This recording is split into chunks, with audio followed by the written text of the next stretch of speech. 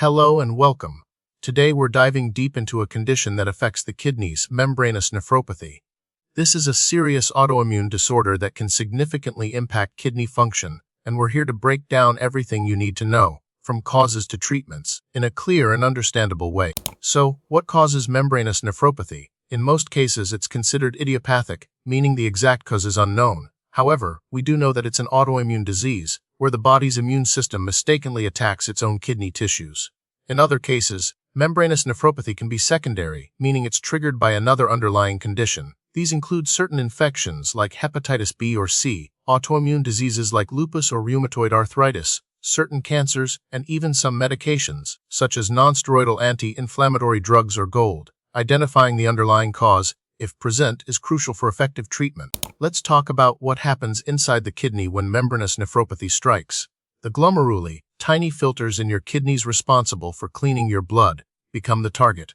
The immune system deposits antibodies onto the glomerular basement membrane, a key structural component of these filters. This leads to thickening of the membrane and eventually damages the glomeruli, making them leaky. As a result, protein, normally kept within the bloodstream, starts to leak into the urine. This loss of protein is called proteinuria, and it's a hallmark of membranous nephropathy. Over time, this damage can progressively worsen kidney function, potentially leading to kidney failure. Membranous nephropathy is not a common disease, but it's also not exceedingly rare.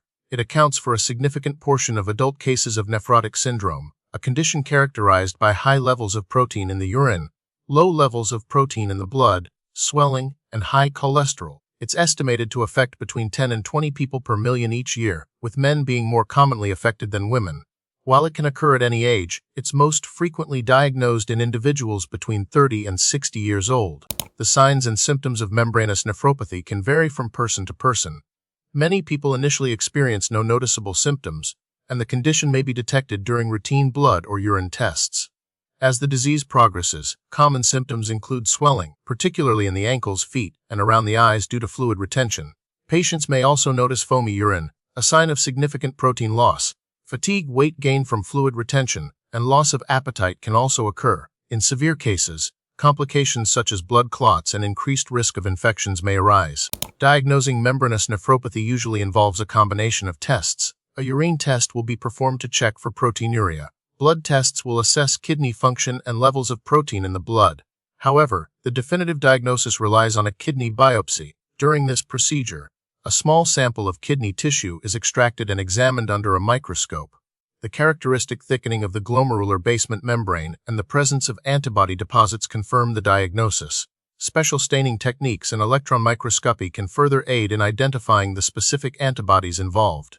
While membranous nephropathy doesn't have distinct subtypes, it's important to differentiate between primary and secondary forms. Primary membranous nephropathy, also known as idiopathic membranous nephropathy, has no identifiable underlying cause. Secondary membranous nephropathy is associated with another condition, such as an infection, autoimmune disease, or cancer. Identifying whether the disease is primary or secondary is crucial because the treatment approach may differ. Treatment for membranous nephropathy aims to reduce proteinuria, prevent kidney damage, and manage symptoms. The approach depends on the severity of the disease and whether it's primary or secondary. For secondary membranous nephropathy, treating the underlying cause is the priority. For primary membranous nephropathy, treatment often involves immunosuppressive medications, such as corticosteroids, cyclophosphamide, or calcineurin inhibitors, to suppress the immune system and reduce antibody production. AC inhibitors or ARBs may also be prescribed to help lower blood pressure and reduce proteinuria. Supportive measures include diuretics to manage swelling, statins to lower cholesterol, and blood thinners to prevent blood clots. Unfortunately, there's no definitive way to prevent primary membranous nephropathy. However, managing risk factors associated with secondary causes can be beneficial. This includes vaccination against hepatitis B, avoiding unnecessary exposure to certain medications, and properly managing underlying autoimmune diseases or cancers.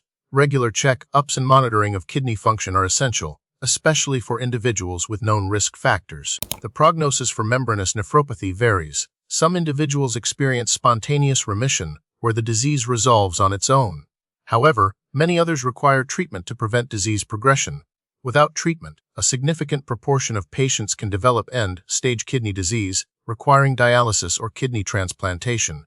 Recent research is focused on identifying specific antibodies involved in the disease and developing more targeted therapies. Studies are underway to evaluate the effectiveness of new immunosuppressive agents and other novel approaches.